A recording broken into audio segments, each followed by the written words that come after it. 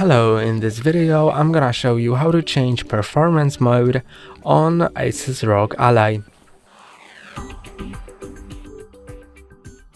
Changing the performance mode can make your device more powerful or more energy saving and silent.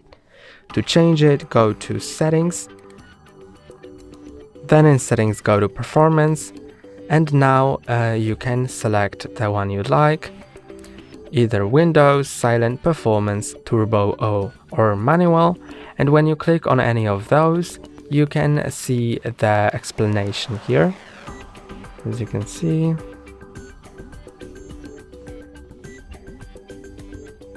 And in Manual, you can change all of these settings yourself.